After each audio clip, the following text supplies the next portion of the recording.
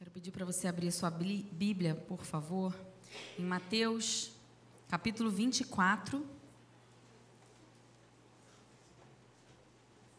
Mateus, capítulo 24.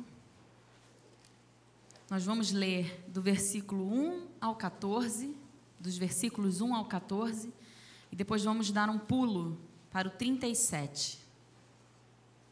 Amém? Diz assim a palavra de Deus. Tendo saído Jesus do templo, ia se retirando quando se aproximaram dele os seus discípulos, para lhe mostrar as construções do templo. Ele, porém, lhes disse: Não vedes tudo isso? Em verdade vos digo que não ficará aqui pedra sobre pedra, que não seja derribada. No Monte das Oliveiras, achava-se Jesus assentado, quando se aproximaram dele os discípulos em particular, e lhe pediram: Dize-nos quando sucederão essas coisas, e que sinal haverá da tua vinda e da consumação do século. E ele lhes respondeu: Vede que ninguém vos engane, porque virão muitos em meu nome, dizendo: Eu sou o Cristo, e enganarão a muitos. E certamente ouvireis falar de guerras e rumores de guerras. Vede, não vos assusteis, porque é necessário assim acontecer, mas ainda não é o fim. Repete comigo: mas ainda não é o fim. Porquanto se levantará nação contra nação, reino contra reino, e haverá fomes e terremotos em vários lugares. Porém, tudo isso é o princípio das dores. Então sereis atribulados e vos matarão. Sereis odiados de todas as nações por causa do meu nome. Nesse tempo, muitos hão de se escandalizar, trair e odiar uns aos outros. Levantar-se-ão muitos falsos profetas e enganarão a muitos. E por se multiplicar a iniquidade, o amor se esfriará de quase todos.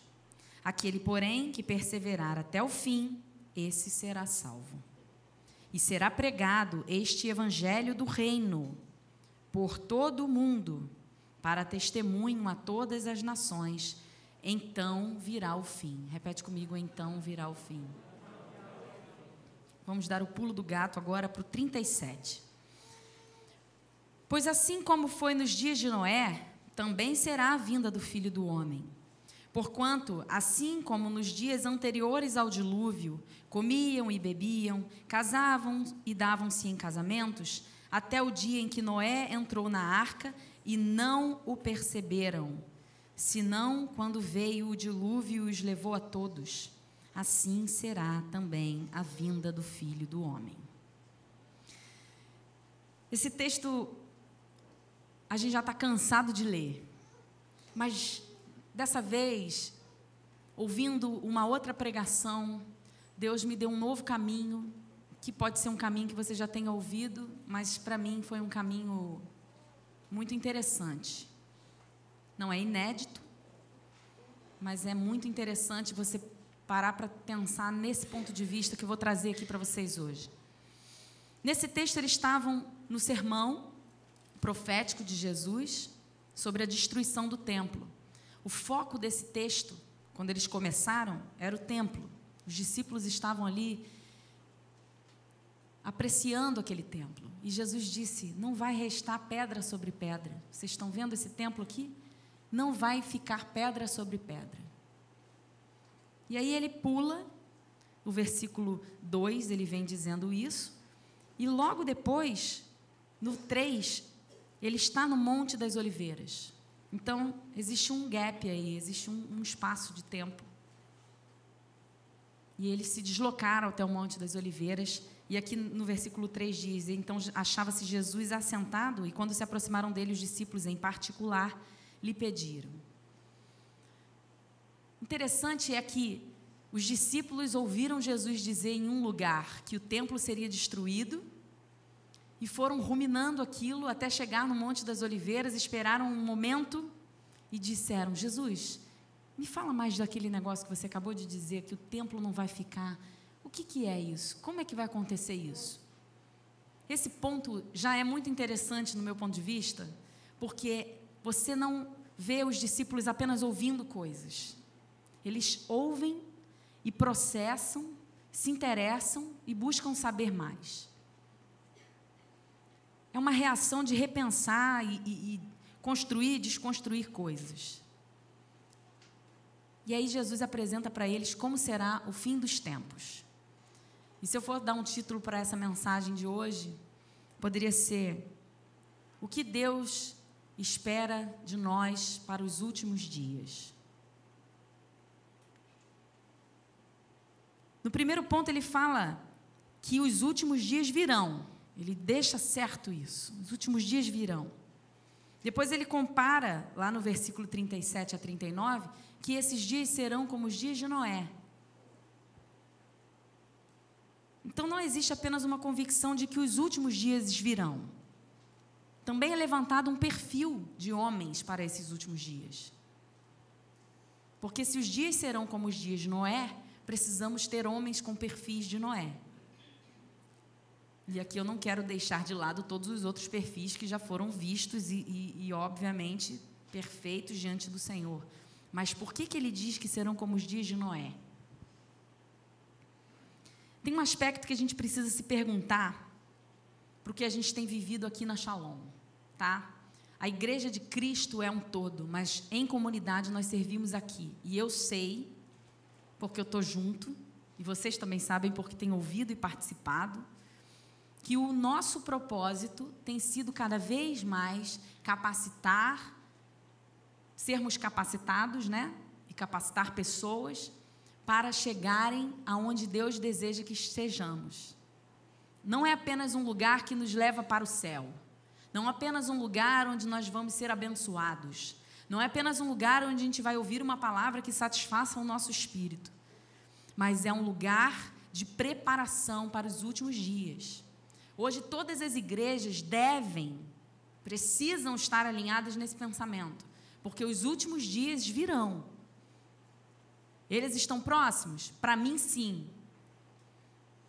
Quantos anos você dá? Não faço a menor ideia, mas muito menos de 10.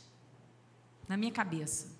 Porque as coisas estão sendo tão progressivas, progressões geométricas de tempo e de aberrações que a gente tem visto. Mas isso, o Senhor diz que não é o fim. A gente vai chegar lá.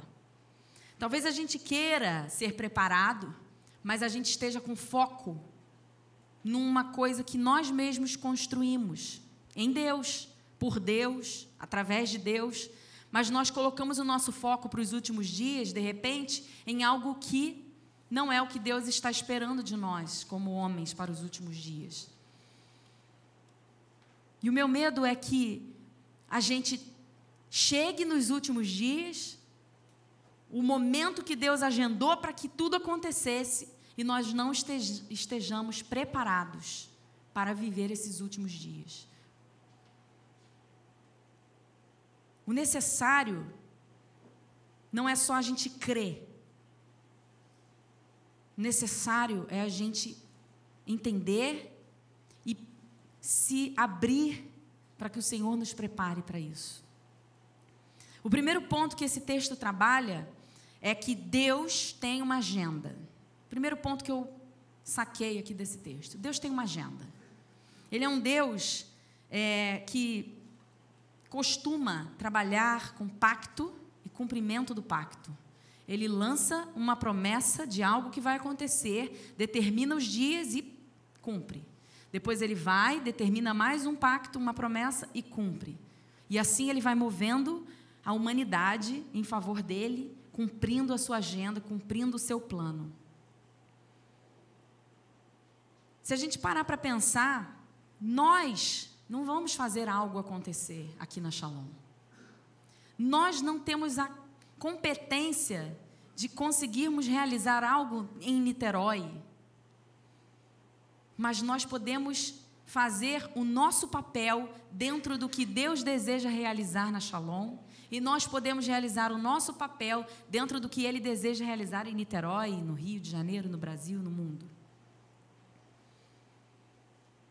A agenda de Deus não tem a ver comigo. O que eu quero dizer com isso? Deus tem uma agenda. E aí eu venho, Deus me lança para este meio da agenda e tudo que eu fizer será a vontade de Deus, porque Deus vai cumprir a sua palavra em mim, Deus vai trazer a sua promessa que Ele prometeu para mim, e eu tenho muito a ver com todo esse momento que estamos vivendo. Eu tenho orado por isso, Deus está falando comigo, eu sou o motivo desse. Isso é praticamente o que foi pregado aqui de manhã, é um jeito de a gente idolatrar. Porque a idolatria não é só você beijar o pé do santo ou adorar alguma imagem. A idolatria é você transferir a glória que é de Deus para outra coisa. E quando você se põe no meio da agenda dizendo isso aconteceu porque eu. Mas a agenda de Deus vai atropelar a humanidade, como sempre aconteceu. Queiram ou não queiram, os planos de Deus jamais vão morrer. As promessas de Deus jamais vão deixar de existir e de ser cumpridas. E quando a gente fala promessas de Deus, ultimamente, muitas pessoas têm começado a pensar em si. E é isso que eu quero tentar trazer. Vamos tentar desconstruir isso nessa noite, se você já não tem desconstruído isso na sua mente. A agenda de Deus não tem a ver com a gente. Nós participamos dela, mas ela não move por causa da gente. Ela não se move porque alguém se levantou e fez algo, então Deus fez aquilo. Deus tem aquele plano e Ele pede algo específico para um homem. E um homem vai então e realiza aquele algo específico e ela é uma peça fundamental para que todo aquele plano se realize. E caso esse homem não faça isso, ele vai chamar outro para fazer. Não vai deixar de acontecer. Pode até frustrar aquele tempo, como aconteceu com Moisés, que atrasou o povo no deserto, mas vai acontecer. Noé não fez o dilúvio vir, certo? Não fez o dilúvio vir. Deus fez o dilúvio vir e Noé estava preparado para aquilo. Ele construiu a arca para que Deus fizesse o dilúvio vir e então programasse o todo que ele estava pretendendo fazer. Deus não estava querendo salvar a família de Noé e alguns bichinhos. Deus queria acabar com a humanidade. Deus queria exterminar toda a terra. Então ele fez um plano. Eu vou encontrar alguém justo e vou preservar aquela família e vou preservar as espécies que eu criei e todo o resto eu elimino. Então Noé participou da agenda do Senhor, se programou, creu, moveu-se, fez o que Deus pediu, construiu o barco, acreditou no tempo que Deus deu para ele e não se importou com nada mais, apenas dizendo: eu estou fazendo algo específico porque Deus vai fazer algo maior. Eu preciso fazer a minha parte de algo específico para que algo maior aconteça. Aí você vai lá em Atos e lê: crê no Senhor Jesus e será salvo, tu e tua casa. Aí você fala: basta crer no Senhor Jesus, então seremos salvos eu e minha casa. Noé creu no Senhor Jesus, na palavra de Deus, né? Vamos dizer assim. Mas ele não só creu, ele construiu algo que salvasse a sua casa. Ele não só teve a palavra de Deus como uma promessa e descansou. Ele creu que ele precisava construir algo específico para salvar a sua casa. E ele fez aquilo. Construiu algo dentro do cronograma de Deus. E assim a gente vê muitas gerações acontecendo. Enoque fez isso, construiu algo dentro de um tempo. Matusalém, dentro de uma agenda de Deus. Precisamos ser mais pontuais para os últimos dias. E eu não digo pontual de hora, porque isso é uma consequência da minha outra tipo de pontualidade. Pontual de acreditar que o Senhor tem um tempo. E estarmos preparados para esse tempo. Não me atrasar no tempo que o Senhor já determinou sobre nós. Atos 17, 30 e 31, você não precisa abrir, você pode acompanhar aqui no telão. É o mesmo paradigma que acontece. Vamos ler juntos? Atos 17, de 30 e 31. Ora, não levou Deus em conta os tempos da ignorância. Agora, porém, notifica aos homens que todos, em toda parte, se arrependam. porquanto estabeleceu um dia em que há de julgar o mundo com justiça, por meio de um varão que destinou e acreditou diante de todos, ressuscitando-o dentre os mortos. Existe um dia. Ele não vai levar em consideração, mas a gente precisa estar atento, porque ele marcou um dia. Ele vai apagar todas as nossas transgressões, mas existe um dia que ele virá. Será que nós estamos atrasados? Será que nós estamos nos preparando ou a gente vai ter que correr atrás do tempo porque não deu tempo? Será que vai dar tempo ou será que isso pode acontecer amanhã e eu ainda estou me programando para depois do carnaval? Eu só preciso me preparar, porque algo vai acontecer. Isso te traz descanso? O descanso aqui, que eu digo, não é um descanso de parar e não fazer mais nada. Deus, então, agora está fazendo tudo. Pelo contrário, eu acabei de dizer que Noé não só creu, mas ele construiu algo para salvar a sua casa.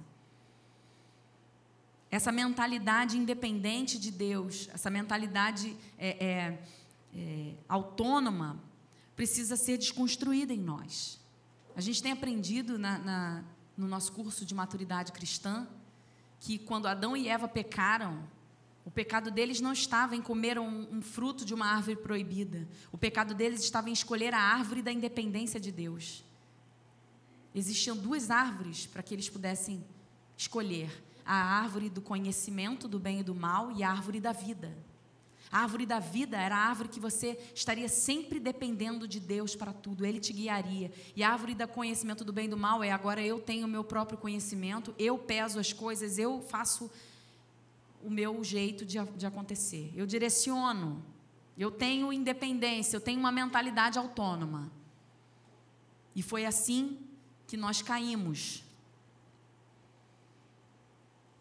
Quando a gente entra numa mentalidade de descanso, ou seja, de dependência total da palavra de Deus, de dependência total de quem Deus é para nós, isso nos traz descanso. O Senhor tem uma agenda. Nós só precisamos entender o que Ele deseja de nós e construir o que Ele precisa que nós construamos. Cada um de nós aqui tem um papel na sua casa, no seu bairro, na sua igreja. Cada um de nós aqui foi designado para exercer algo para salvar a sua casa ou para salvar a sua própria vida. O que nos impede de construir são as nossas prisões terrenas. São as coisas que nos fazem querer, em primeiro lugar, satisfazer a nossa casa, satisfazer a nossa vida, satisfazer todas as necessidades básicas que nós temos, de conforto, de prazer. E aí Deus vai ficando com a sua agenda, esperando que a gente construa algo. Isso não está certo. A gente tem que acordar. Se você já acordou, acorde os outros. Se você já tem despertado para querer construir algo dentro da agenda de Deus, entendendo que Deus tem uma agenda, que os céus nessa hora estão clamando por algo, e que nós não somos soldadinhos aqui na terra, e Deus vai e faz o bem ali, Deus vai e faz o bem aqui, aí nós viemos à igreja, e domingo nós congregamos juntos, e Deus se mostra presente no meio do louvor, e algumas almas se rendem. Não pode ser só isso. O que os céus estão desejando agora sobre Niterói? Nós temos que saber. Nós somos obrigados a saber o que Deus deseja, pelo menos em Piratininga. Porque aqui nós estamos, e existe um clamor sobre Piratininga. Eu estava passando outro dia, chegando em casa, a gente entra na estrada, né, que a gente mora. E aí, quando a gente entrou na estrada, tinha umas meninas com umas roupas bastante indecentes, uns shortinhos bem curtinhos, topzinho, com cabelo molhado, batonzão, brincão. Aí você logo percebe, porque é uma figura já representativa, né? E eu falei assim: Augusto, você tem reparado que essas meninas estão aqui sempre agora? Eu já tinha visto antes. Eu falei assim: isso está me incomodando muito. E na mesma hora eu falei: Senhor, eu repreendo em nome de Jesus o espírito de prostituição nesse bairro. Eu repreendo em nome de Jesus qualquer demônio que queira estragar a vida dessas meninas. Eu repreendo e impeço que homens desejem essas meninas, que esses demônios acabem com esse bairro. Esse bairro não é para isso. Em nome de Jesus, Senhor, a Tua palavra diz que onde pisar a planta do nosso pé será a nossa terra, e aonde está a planta do meu pé não é terra de prostituição. Eu trago santidade para esse lugar em nome de Jesus. De verdade, nunca mais eu vi aquelas meninas ali. Não é porque eu orei e Deus moveu, é porque eu orei e Deus moveu, mas não é porque eu resolvi orar. Porque isso é o que Deus deseja de nós. É algo que eu preciso construir, eu moro ali. Eu não moro ali porque era um lugar mais barato e aí eu quis construir e aí... Não, existe um plano. Eu não posso achar que por acaso eu estou num lugar que agora começou com isso. Então nós como igreja estamos instalados em Piratininga. Qual é o clamor dos céus por Piratininga? Pede a Deus para te revelar, porque nós como igreja vamos começar a sair por aí. Vamos começar a ter palavras de conhecimento sobre o que nós devemos construir. E aí um grupinho vai falar, olha, Deus me mostrou que nós precisamos converter os mendigos de Piratininga. E aí o outro grupo vai dizer, olha, Deus já mostrou para nós que nós precisamos ir nesses bares, porque tem muitas pessoas sendo influenciadas pelo demônio e perdendo as suas famílias nesses bares. Aleluia! Não é um dia alguém vai dizer aqui o que é para ser feito. Muitos de nós vamos começar a nos mover. E a igreja se completa assim. José tentou convencer sua família dos sonhos que ele teve. Vocês vão se render a mim e tal. Depois ele foi vendido como escravo, aí ele tentou ser o funcionário do ano lá. Vou ser o melhor funcionário. Aí a mulher de Potifar veio, aprontou com ele, ele foi preso. Aí quando ele foi preso, ele falou, vou construir minha rede de relacionamento, vou fazer aqui minha amizade com o copeiro, com o padeiro. E aí, quando o copeiro foi lá e disse, foi salvo, né? Foi liberto, ele disse, não se esquece de mim, hein? Rede de relacionamento. Deus vai cumprir a sua promessa na minha vida. E aí Deus deixou ele mais esquecido lá um tempinho, só para lembrar para ele, a minha agenda existe, sou eu que comando. Não adianta você interferir nela. Sou eu que vou fazer você ser o rei do Egito. Sou eu que vou fazer você chegar aonde eu quero que você chegue. O plano é meu, a agenda é minha. E outra, eu não estou fazendo isso com você porque você é uma pessoa que está comigo e eu com você e eu amo você, porque a gente sabe que José era realmente um homem escolhido. Mas não tinha a ver com ele, tinha a ver com todo o Egito. Tinha a ver com o povo que sairia para ser liberto no deserto. Tinha a ver com a terra prometida. Tinha todo um plano. A gente tem que pensar mais macro, mais global. A promessa de Deus, quando vem a nós, ela inaugura o início de uma caminhada. Hoje a gente estava falando com as meninas lá na classe da escola dominical. Uma delas me perguntou, eu tenho uma promessa, e aí eu fico ansiosa, normal isso, porque não acontece a promessa, e aí a gente vai perdendo a fé. Quando a promessa é dita, quando algo é dito para nós, existe uma caminhada até que ela se cumpra, até que ela se finalize. E muitas vezes, já disse aqui algumas vezes isso, a gente na velocidade 4G quer que a promessa seja dita e cumprida em 15 dias no máximo. Mas quando a promessa é lançada no nosso campo, existe uma caminhada, ele inaugura uma caminhada. Agora eu vou começar a caminhar para receber essa promessa. Eu vou começar a me preparar para receber essa promessa. As mamães aí que estão grávidas, depois que o bebê nasce, aí a gente vai, pinta o quarto, monta o berço, vai para a feira, depois, né? Não. Você recebe a notícia de que está grávida e Deus te dá 9 meses para você completar a sua jornada, de montar todo o quartinho, comprar todas as coisas, curtir, tirar foto, ser feliz, ser paparicada pelas pessoas. Esse é o início da caminhada da promessa. E depois vem o bebê. Aí está tudo pronto, preparado. Assim são as promessas do Senhor. Nós não temos que nos preocupar quando elas virão. A gente tem mania de criar essa agenda, né? Então, mais ou menos, se Deus me deu essa promessa, 2 anos e 10 dias, mais ou menos, porque eu acho que é assim que tem sido na minha vida. A gente ainda faz o cálculo da média. É agora que vai restaurar a honra de Israel, Jesus? E aí Jesus diz: não compete a vocês saber sobre os tempos e épocas. Fiquem em Jerusalém. E eles ficaram em Jerusalém. E algo aconteceu enquanto eles ficaram lá. Não compete a vós entender sobre tempos e épocas. Apenas permaneçam em mim. Permaneçam no lugar onde eu estou. Segundo ponto que esse texto me trouxe: novas perspectivas. Em Mateus 24 tem um problema de perspectiva aí. Enquanto muitos acham que as coisas estão terminando, Deus diz: mas esse é o início. E quando as coisas estão começando, muita gente pensa que é o fim. Nós estamos vivendo um momento de crise global, certo? Ninguém tem dúvidas disso. O tempo está cada vez mais apertando o nosso pescoço, exigindo de nós uma santidade maior, exigindo de nós um compromisso maior com Deus. E olha que nós ainda estamos numa parte boa do continente, porque tem muitos morrendo já, muitos sendo impedidos de louvar em alto e bom som, como nós fazemos aqui. Mas essa leitura do mundo, nossa leitura do mundo hoje é pessimista. Eu ouço minhas colegas lá, mães dos amiguinhos do meu filho da escola, dizendo: gente, aonde vamos parar? Que vontade que eu tenho de entrar naquele grupo naquela hora dando Mateus 24, serão como os dias de Noé. Mas a gente tem que ter sabedoria, né? E aí eu falo: Senhor, faça com que as pessoas que o Senhor quer que me perguntem, me perguntem.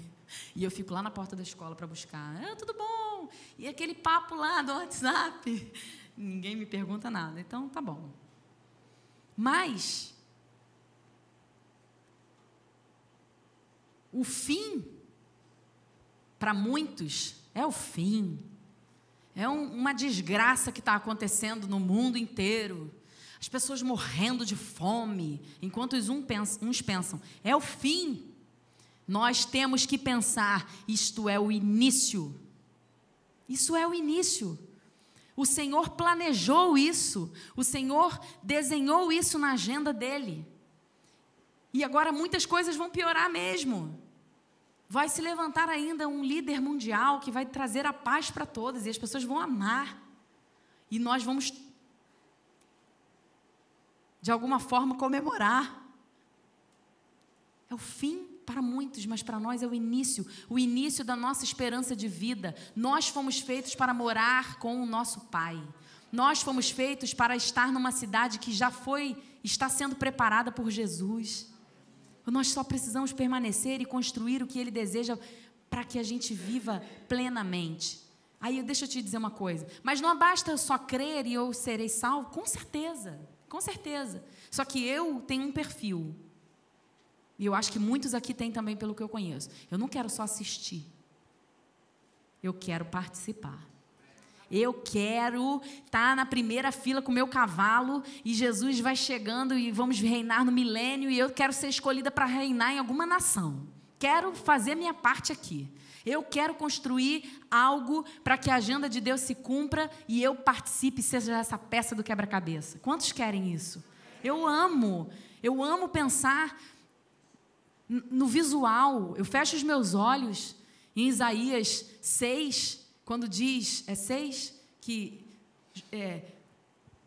estava vendo o rei assentado no trono e vai descrevendo todo o processo lá do reinado, de como Deus se assenta, de como Deus está à direita, Jesus está à direita, e existem 4 seres viventes com muitos olhos que não param de olhar, porque há tanta beleza no nosso Deus.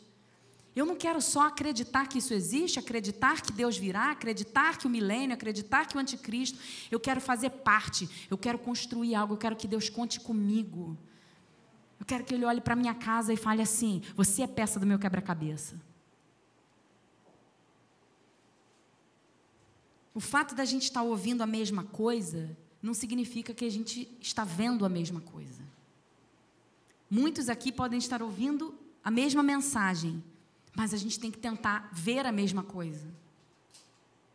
O povo no deserto ouviu a mesma mensagem e só alguns viram a terra prometida. Nem todos alcançaram, porque eles ouviram a mesma coisa, mas não viram a mesma coisa. Jesus e seus discípulos, quando Jesus dizia as coisas, era uma só palavra, mas tinha Judas, tinha outros discípulos, alguns queriam muito ver, outros queriam só estar, o outro quis trair. O fato de você ouvir a mesma coisa não significa que você vê a mesma coisa. E nós, como igreja, precisamos buscar ver a mesma coisa. Unidade de visão, unidade de pensamento, unidade de interesse. Então, no primeiro ponto, nós vimos a agenda de Deus existe. No segundo ponto, nós precisamos ter uma só perspectiva. Não podemos achar que o fim é o início é o fim. Uns acham que o fim está começando, que vai ser horrível. Outros acham que o fim vai começar e as dores virão e será péssimo. E outros querem muito. Temos que estar todos com a mesma perspectiva. E no terceiro ponto, nós precisamos aumentar as nossas medidas. Como assim? A visão do nosso Pai é inteira. É de eternidade a eternidade. Ele é o Criador de todas as coisas. O universo está contido nele. Ele é o eu sou. Mas a gente muitas vezes insiste em ver a agenda de Deus, entender os planos de Deus a partir de nós mesmos. Então a gente diz, porque eu vou sair de casa hoje e vou abençoar, tal. Nós temos esse papel. Nós precisamos fazer, só que a gente precisa aumentar um pouco as nossas medidas. Deus está planejando a humanidade inteira. E aí ele vem e pede para um homem, Abraão, faz um filho. Ele só pediu uma coisa para Abraão, faz um filho. Porque com o seu filho vindo, eu vou abençoar todas as famílias da terra. Isso é ser global. Isso é enxergar que Deus tem algo mais do que eu ter um filho. Quando Deus criou o jardim e colocou o homem para cuidar do jardim, cooperar com o jardim, cultivar, guardar, o que ele estava fazendo? O que Deus estava fazendo? Dando um parquinho para Adão brincar, para se divertir? O plano de Deus era, eu planejo uma humanidade, toda uma terra. Eu planejo Jesus vindo para te salvar, porque eu já sei o que você vai fazer, eu já sei o que você vai escolher, eu já tenho tudo isso. É global. E aí Deus diz para Adão, cuide dessa terra. Eu só quero dizer uma coisa. Você não pode depreciar o que você faz específico. Ai, poxa, o meu trabalho é só esse daqui, eu só canto no louvor, vou falar de mim mesmo, eu só canto no louvor e dou aula na escola bíblica. Poxa, é tão pouco, não deprecie o que você faz. Lógico que você tem que buscar fazer mais, enquanto você tiver tranquilidade, equilíbrio dentro da sua casa, para atender todas as demandas que o Senhor pede, e quanto mais você conseguir, amém. Mas não deprecie, não ache que é pouco, porque nós precisamos entender que nós fazemos parte de alguns quebra-cabeça, de um quebra-cabeça. E que o que eu faço pode ser pequeno aos meus olhos, mas faz parte do plano global que existe. Quando eu divido a minha carga, quando eu divido as tarefas, quando cada um de nós se levanta para fazer algo em conjunto, tudo isso se junta, e aí o quebra-cabeça da Shalom é perfeito para Deus, e aí ele vai fazendo que essa peça de 120 peças, mais ou menos quanto nós temos de membros aqui hoje, mais ou menos esse, está tudo pronto aqui, então esse é o meu quebra-cabeça? Não, ele faz parte de um outro quebra-cabeça de 2.500 peças, que é Piratininga. E aí a Shalom é para isso, e a outra igreja é para isso, e a outra para aquilo.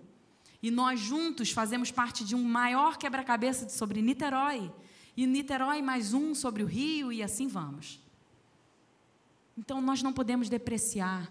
Eu queria tanto ser como a igreja tal, que eles já chegaram num patamar. Nós vamos fazer a nossa parte e o que Deus desempenhou para nós. A gente tem que entender o que Deus planejou para nós. Em Noé, Deus olha para uma geração e estabelece uma justiça. Ele olha para a geração de Noé, para todas as pessoas que viviam naquela geração e diz: está tudo errado. Eu vou estabelecer a minha justiça. Aí, a justiça de Deus é graça para quem é justo. Protegeu. Mas para o injusto, vem a injustiça. Todos morrem.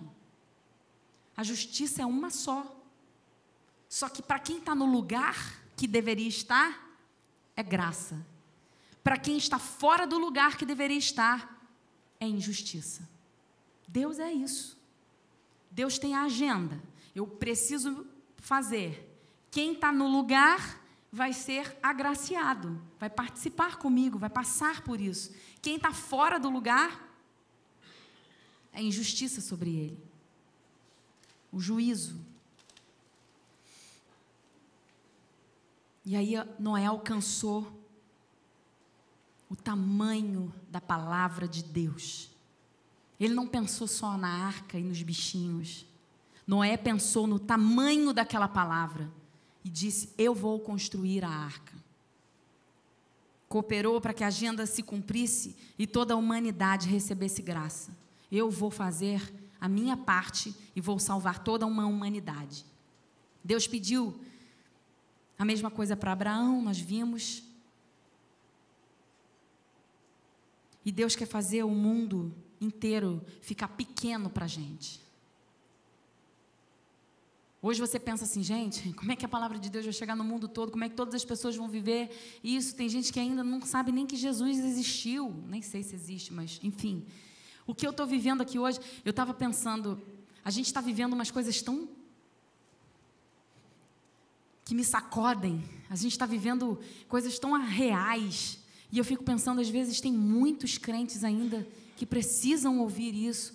E aí eu fico pensando: Senhor, eu fico com preguiça de pensar que eu tenho que, de repente, explicar tudo de novo e as pessoas viverem tudo que a gente está vivendo. Como que é isso?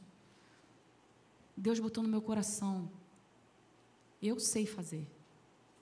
Eu sei fazer. As pessoas vão se achegando e Deus vai tratando, trabalhando e remendo o tempo. Basta que nós queiramos ser capacitados para que, quando a agenda de Deus se cumpra, ela nos encontre preparados. Isso é muito forte. Basta nós estarmos prontos para sermos capacitados para, quando a agenda de Deus se cumprir, ela vir ao meu encontro e me encontrar preparado.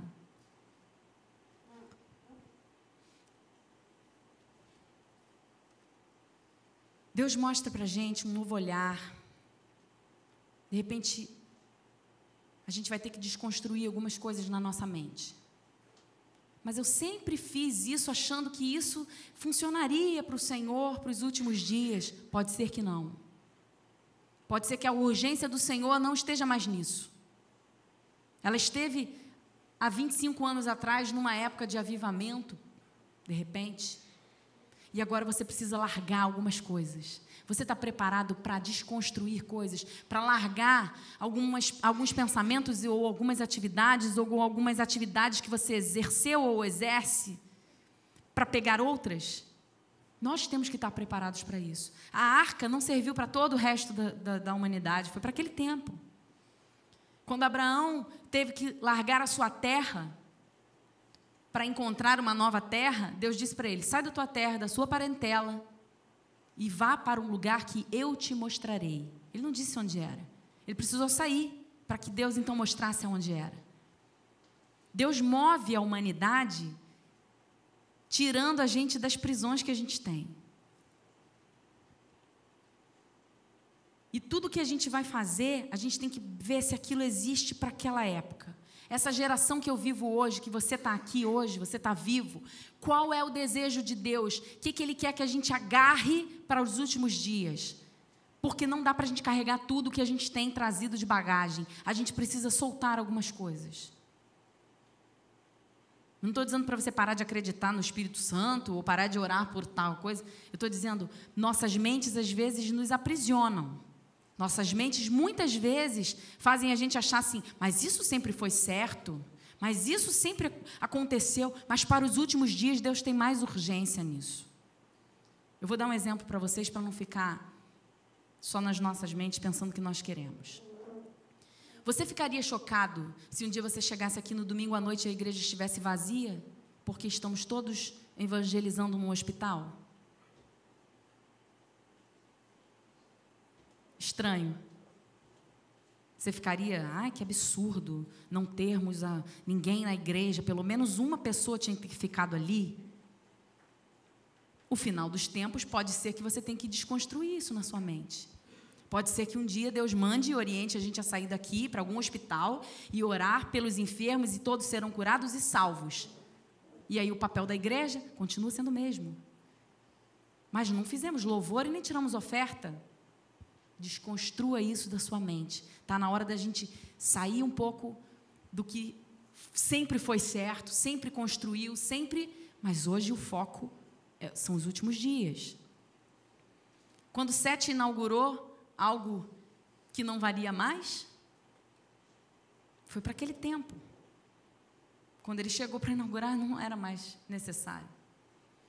Noé construiu uma coisa para o seu tempo. Abraão, mesma coisa. Deixou uma terra para alcançar algo. Então, Deus sempre vai fazendo essa revelação progressiva. Os homens vivem algo novo que compromete o que já existia. Eu vou viver algo novo, mas eu tenho que abandonar aquilo lá atrás. Agora a regra é essa, que não é mais aquela. Agora eu caminho para cá e não mais para lá. Deus está sempre nos tirando de uma posição para nos colocar em outra. E a gente tem que acompanhar isso, porque senão a gente vai ficar defasado. A gente vai ficar preso querendo o nosso biscoitinho. E o nosso biscoitinho tem que chegar, porque o biscoitinho sempre aconteceu. Só que hoje não é mais biscoitinho, hoje é suco.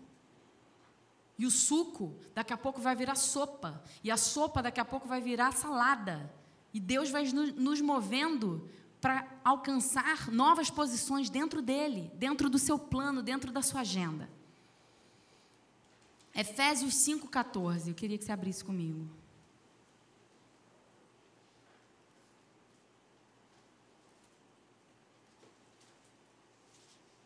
Efésios 5,14. Diz assim: pelo que diz, desperta, tu que dormes, levanta-te dentre os mortos, e Cristo te iluminará.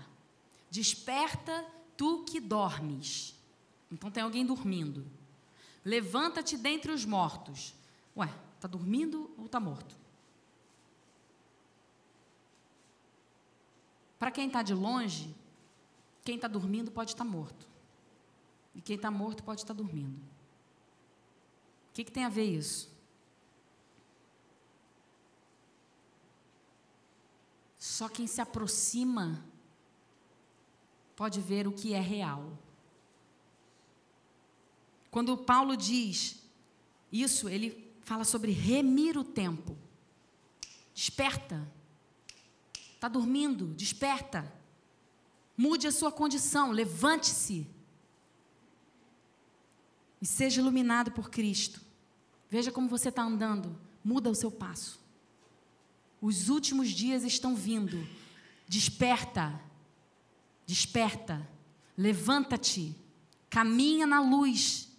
Seus passos estão te levando para um lugar que não é o real. A própria Bíblia nos diz: muitos nos enganarão. Chegará um tempo em que as pessoas se odiarão. Chegará um tempo em que a lei da conveniência vai ser a que vai ser real. 1 Timóteo 4. Olha, depende das minhas exigências. Eu vou aceitar Jesus, mas eu tenho muitas exigências. Eu vou estar congregando com vocês, mas aqui pode isso, aqui não sei o quê, aqui faz esse trabalho assim com as crianças, aqui.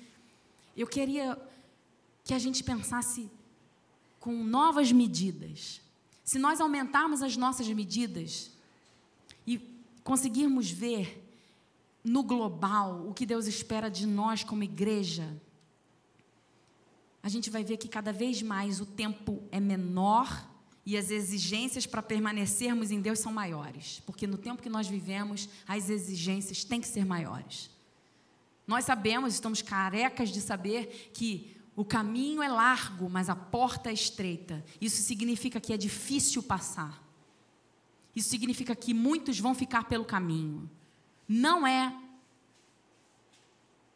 tranquilo, não é. Jesus nunca disse que seria tranquilo. Jesus nunca disse que seríamos amados o tempo todo. Ele disse, pelo contrário, que nós seríamos odiados pelo seu nome, e para a gente ficar honrado por isso, porque ele também passou por isso. Então, quando eu desperto, eu resgato, eu volto para o caminho, eu volto para a agenda, eu estou no cronograma de novo, eu me agarro ao que o Senhor Deus vai fazer. Lá no versículo 37 de Mateus 24 diz que será como nos dias de Noé, que as pessoas casavam, davam-se em casamento, comiam, bebiam, faziam todas as suas coisas, tudo que lhes dava prazer, e então não perceberam que Noé entrou na arca, e quando viram, já tinha tudo ido embora. Tudo já tinha acontecido. Você quer estar nessa condição? Porque os últimos dias serão como os dias de Noé. Quando Jesus compara os dias de Noé, ele diz, olha, vai estar todo mundo fazendo as suas coisas, vai estar todo mundo normal na sua vida, e os que entendem o cronograma e a agenda de Deus, que estão construindo algo, vão entrar, e a porta será fechada, e o dilúvio virá, e toda a humanidade será exterminada. Mas os que creram na agenda e construíram algo vão ser salvos. Às vezes eu estou tão envolvido com os meus projetos, com a minha vida, com as minhas conquistas, e eu acabo dormindo. Que agenda? Que final dos tempos? Não, isso é para muito para lá. Quando começar tsunami no Brasil, aí a gente começa a pensar no caso. Estudar a escatologia é muito importante. Mais um exemplo do que a gente precisa desagarrar. É muito importante. Mas não é suficiente para os últimos dias. Porque eu saber o que vai acontecer é diferente de eu estar dentro da agenda, fazendo algo, participando do que Deus vai fazer. Saber é diferente de participar. Quando eu vejo que o tempo diminuiu e as exigências aumentam, a única conclusão que eu chego é, eu tenho menos tempo para responder essas exigências.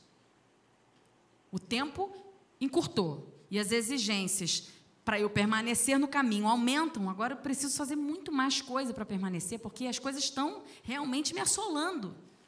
Antes eu não precisava me preocupar com as crianças brincando na rua, um exemplo. Com as crianças brincando na rua soltas. Hoje a gente já precisa se preocupar. É esse tipo de exigências que eu digo que aumentam, né, na nossa vida espiritual. As coisas vão se apertando, e aí as exigências aumentam. Isso me dá menos tempo para eu responder essas exigências. Então, o que eu preciso? Eu preciso de força, eu preciso de perseverança, eu preciso de resiliência. Muitos de nós temos quebrado toda hora. Gente, eu tenho um bibelô na minha casa que eu ganhei, uma arquinha de Noé, até tem a ver. Uma arquinha de Noé, daquela de barro. Mas aquilo toda hora cai um bichinho daquele da arca. Eu encosto assim, pum, ela tomba de lado assim, o bichinho quebra a cabeça do porquinho. Aí depois eu vou lá, colo. Eu não, Nalva cola para mim. Aí esbarramos, pum, aí cai a girafinha. Troço frágil demais. Falei, gente, isso não presta para nada, nem para enfeitar, tem que botar lá em cima, ninguém vai nunca ver isso.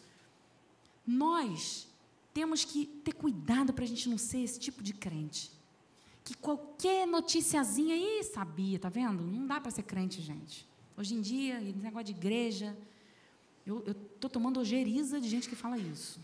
Não é de ódio, não, gente, é porque eu não tenho realmente tido muita paciência com pessoas que estão sendo fracas na sua fé, nas suas experiências. Minha mãe e meu pai sempre disseram para mim, quanto mais experiências vocês tiverem hoje, menos vocês vão duvidar da presença de Deus. Quanto mais vocês virem com seus olhos as coisas que Deus tem feito, quando chegar lá na frente, que um monte de gente achar, será? Vocês vão ter certeza que sim. Então você, criança, vendo uma pessoa endemoniada cair no chão e ficar 2 horas para ser liberta, e o poder de Deus libertar essa pessoa e ela levantar normal. Meus pais nunca me impediram de ver isso. Ai, vai assustar a criança, vai ter pesadelo de noite, vai traumatizar. Porque eu vi isso, eu creio que demônio existe. Porque eu vi mulheres levantando roupa dentro de igreja, eu vi a pombagira afeta sim as pessoas. E a gente não tem que ter medo de falar isso para as crianças. Já foi esse tempo. As exigências mudaram. Desconstrói isso da nossa mente. Vamos botar as crianças para ver. Você quer salvar a tua casa? Ou você quer só se salvar?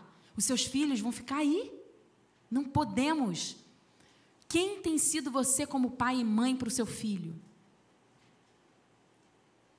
Ele está lembrando de você como um homem, uma mulher de Deus, que tem ética, que nunca roubou, que paga suas contas em dia. Isso é muito importante. Aliás, é tudo, é a base. Mas não é o suficiente. O seu filho quer ver Deus se mover na sua vida, quer ver você orar por ele e ele ser curado. Quer ver você não sair desesperado porque não tem um dinheiro e dobrar o seu joelho e falar, Senhor, eu sei em quem tenho crido, estou bem certo que Ele é poderoso para fazer infinitamente mais. Eu vou esperar em Ti. Não vou me desesperar. Filho, vem cá, não vamos nos desesperar. Mas hoje não tem a carne que eu quero. Eu já passei por isso. Vocês já sabem do testemunho. Mas tinha dia que não tinha carne mesmo. E minha mãe dizia, hoje não tem, mas nós vamos orar e a carne pode chegar. Vocês acreditam nisso? E a gente acreditava, criança, eu tinha 6 anos. E minha mãe disse, então nós vamos orar, ajoelha aqui todo mundo. Aí ajoelhamos. Aqui, que isso, a criança nem entende direito, tadinha. Não vou dizer para vocês que eu me lembro desse dia, mas eu me lembro do fato de estarmos na sala ajoelhados, isso eu me lembro. Provavelmente eu fiquei de olho aberto, porque eu me lembro bem da cena, me lembro do tapete, me lembro do sofá, me lembro. E me lembro do interfone tocando, e me lembro de uma notícia de que estava chegando muito peixe, porque um amigo da minha mãe tinha ido pescar na Boa Viagem, a gente morava ali perto, em Caraí, então ele não estava conseguindo levar todo o peixe para casa, ele perguntou, será que vocês querem? E o porteiro ainda queria ficar com os peixes para ele. Minha mãe falou, não, sobe tudo, isso é promessa para mim.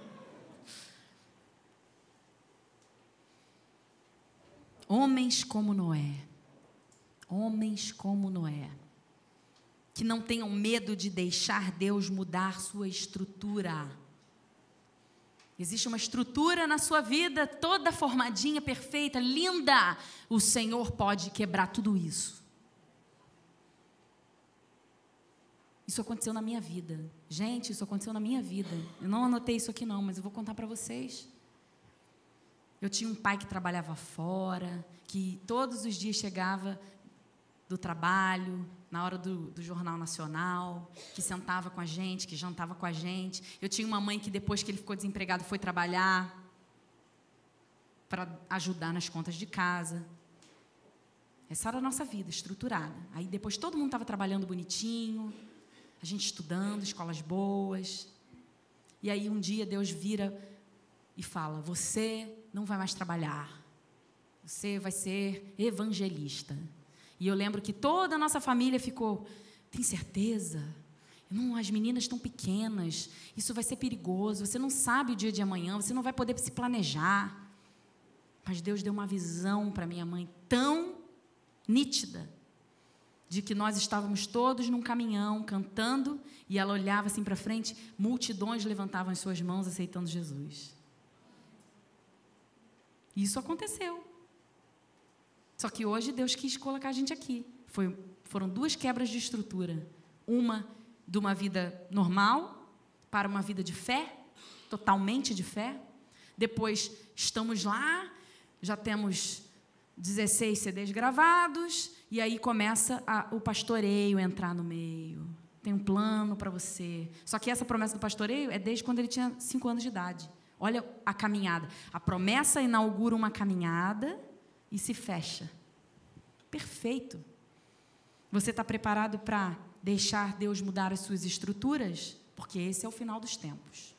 Urgência do que Deus deseja para a sua casa. Homens como Noé, que consigam ver uma dimensão maior do que o seu próprio mundo. Você consegue ver além da sua casa? Você consegue ver além do que Deus planejou para você? Você consegue ver além do seu ministério, do que Deus tem para a sua casa? Tem que conseguir. Aumenta a sua dimensão. No hospital que você trabalha, na agência que você publica, os seus clientes, na sua vida de confecção, além do seu mundo, qual é o propósito maior de Deus? O que eu preciso exercer com o que eu faço, com o que Ele me deu para fazer? Que se deixem ser instruídos por coisas que nunca viram ou ouviram. Noé foi isso. Constrói uma arca que vai chover. Chover? Oi? Chover? O que é chover? Sim ou não? Não choveu. Não tinha chovido ainda. Nunca tinha chovido. Constrói uma arca porque vai chover. Chover. Google. Chover. O que significa chover? Resposta não encontrada. Não existe essa palavra no dicionário. Nunca choveu. Pensa numa coisa que nunca aconteceu. Deus vai e fala assim: constrói uma arca porque vai acontecer isso daí. E aí você fala, ok. Instruídos por coisas que nunca viram ou ouviram. Homens que pela fé entendem que tudo se move por Deus. Tudo se move por Deus. Esses são os homens dos últimos dias. Um homem que andava com Deus, Noé. Um homem que era amigo de Deus, Abraão. Um homem que via Deus face a face, Moisés. Um homem que tinha o coração segundo dele, Davi. E qual é o perfil do homem dos últimos dias? Um homem que não se deixa abalar, porque os últimos dias virão e nós precisamos ser resilientes. Nada pode nos tirar. Nós estamos firmados sobre a rocha. Os ventos vão vir impetuosos. Os maremotos vão tentar abalar nossa casa. Mas nós não deixaremos ser abalados. Nós seremos resistentes. Não foram esses homens que se moveram por causa do que eles sabiam. Davi não sabia. José não sabia, Abraão não sabia. Eles fizeram algo específico porque Deus sabia o que ia acontecer. Então eles se moveram porque eles sabiam que Deus era o todo. Estamos dispostos então a ser instruídos por apenas uma palavra e crer que isso vai mover o mundo inteiro? Pensa numa palavra agora. O que Deus deseja da sua vida agora? Fala, Deus, eu quero saber. Eu não quero mais permanecer fora da tua agenda. E se eu não sei se eu estou na agenda ou não, me põe nela. Seja claro comigo, meu Pai. Eu quero fazer parte. Eu não quero apenas assistir. O que é mais fácil para você? Ouvir alguma coisa que você nunca viu e andar nisso? Deus manda uma palavra para você, eu nunca ouvi falar nisso, mas eu vou andar nisso. Isso é mais fácil? Ou mais fácil é você pegar algo que já existiu, já funcionou, e aí eu vou transformar isso num método. Gente, olha, a partir de hoje, isso daqui é a melhor forma que a gente tem de se chegar a Deus, porque sempre funcionou. E agora Deus diz, eu não quero nada assim mais. Eu quero desse jeito. A gente tem que estar aberto. Deus pode estar querendo mudar algumas estruturas aqui hoje. Mudar algumas mentes aqui hoje. E dizer para você, larga, abre mão. E no que desconstruiu, abandona. Mas o que ficou de pé, aí você se agarra nisso. Se agarra no que ficar de pé. O reino de Deus não é um método. Ele não funciona por métodos.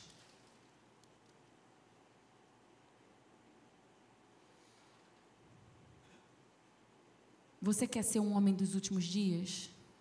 Isso é uma frase que pode parecer uma frase de efeito, mas com tudo que você já viu que pode ser necessário, você quer mesmo ser esse homem dos últimos dias? 120 homens estavam reunidos em um só lugar e orando. E aí veio um som que nunca tinha sido emitido antes. E então desceu sobre eles o Espírito Santo, pousou sobre eles. Sabe o que é a raiz da palavra pousar? Nesse texto, conferir um reino. Quando o Espírito Santo pousou sobre eles, houve uma conferência de reino. Esse é o povo do Rei da Glória. Sobre eles eu pouso o meu Espírito. E aí esses homens carregavam o reino. E isso movia os lugares que eles estavam. Eles iam para um lugar e toda aquela multidão se convertia. Eles iam para outro lugar e a palavra de Deus era lançada e todas as pessoas criam. E então os 3.000 homens que estavam ali agora e não mais 120, olharam para si mesmos e disseram: eu não vou voltar para casa. Eu não posso voltar para casa. O que aconteceu aqui é muito glorioso. Eu vou abandonar tudo. Eu quero seguir isso daqui. Para onde vocês estão indo? Eu quero continuar. Eu estou disposto a dar tudo de mim, tudo que eu tenho. Estou disposto a abandonar todas as coisas que me prendem na terra e seguir esse movimento, seguir esse mover do Espírito. A agenda de Deus estava acontecendo ali naquele lugar e os homens quiseram acompanhar. Eles não quiseram apenas assistir. O Espírito dele já foi derramado e a gente precisa acreditar que a nossa vida não pode ser mais a mesma. Nesse lugar aqui, eu ainda hei de ver um mover de Deus absurdamente maior do que já existe. Eu desejo ver as pessoas não conseguindo passar pela calçada e não serem tocados pelo Espírito. Eu desejo ver as pessoas ouvindo o nosso som sendo liberado por essas portas e janelas e não sendo incomodados dentro das suas casas e falando: eu preciso ir nesse lugar. Eu desejo ver pessoas sendo trazidas aqui, aleijadas e levantando das suas cadeiras de roda. Eu desejo ver pessoas desesperadas, tentando se suicidar, e algum de nós não estar nesse lugar aqui agora, estar lá resgatando essa vida. Desejo ver a gente se mover por Piratininga, eu desejo. Só que a gente precisa primeiro olhar para dentro da nossa casa. Como é que está a sua casa hoje? Está pronta para receber disso? Está pronto, está todo mundo preparado, está todo mundo igual, com a mesma visão? Você precisa fazer com que isso aconteça dentro da sua casa. Muitas vezes, nossos filhos estão mais atentos do que nós. Desesperados pela leitura da palavra, e nós dizemos: agora não tem como, agora não vai dar. Essa Bíblia é muito difícil, você não vai entender nada. E a criança com a Bíblia na mão: mas você pode ler só um textinho? Agora eu estou fazendo comida. Depois você vê, depois eu leio, deixa seu pai chegar. E a criança clamando: eu estou com sede, mãe. Me dá um pouco de água. Você diz: bebe um suquinho, bebe uma coca. E a pessoa: mãe, mas eu quero, você ora comigo hoje? Oro. Aí quando você vê, a criança já dormiu. Tem uma frase que eu gosto de dizer aqui, vocês já sabem, mas quem está chegando agora? Deus nos deu filhos bilíngues e nós estamos colocando ele para assistir filme dublado. As crianças estão lá na frente, a gente está achando: não vai entender, não. Eu quero orar. Quero orar para que Deus derrame sobre nós, continue derramando. Nossa palavra tem sido repetitiva, vocês perdoem, quando eu subo aqui, eu fico até meio constrangida, mas de novo isso, mas de novo eu vou falar, de novo eu vou repetir. E um dia meu pai falou assim: para de se culpar disso, porque a gente pode ter que ter um discurso só mesmo, até que a gente alcance esse lugar. Então, nós hoje vamos orar e eu quero ministrar. Não quero que você olhe para o tempo. Não quero mesmo. Eu quero que você acredite que Deus é maior do que a nossa ansiedade de pensar que amanhã a gente vai acordar para trabalhar e que vai renovar suas forças de 8 horas de sono em, de repente, menos 4 horas. Eu quero que você se sinta livre nesse lugar hoje. E se você está se sentindo aprisionado, eu quero que você dê um voto de confiança para o que eu estou falando aqui agora. Não são métodos que vão fazer a gente alcançar algo de Deus. É a nossa liberdade de confiar no que Ele tem. É a nossa vontade de dizer, tá bom, Pai, faz do teu jeito. Faz da tua forma. Eu sei que o Senhor tem o melhor. Fala comigo nesse lugar agora. Eu quero que você curve a sua cabeça. Fica da forma que você achar mais concentrada. Se você acha que é em pé, fique em pé, sentado, ajoelha. Fique livre. Nós vamos ministrar. E se você desejar e for tocado pelo Espírito Santo no seu lugar, como respondendo essa pergunta que eu vou fazer agora, eu quero você fazendo algo específico. Se Deus te disser aí no teu lugar que você tem algo específico para fazer e te disser o que é, vier à tua memória, na tua mente agora, como uma intuição, um pensamento, não despreze a forma que o Senhor tem de falar conosco assim, pelo nosso intelecto, nosso raciocínio, nossas memórias. Vai pedindo, Senhor, me mostra. E se Ele te mostrar, eu quero te pedir para você vir aqui à frente. Nós vamos ungir você, liberar você como parte da Igreja Shalom, para que você faça parte desse quebra-cabeça.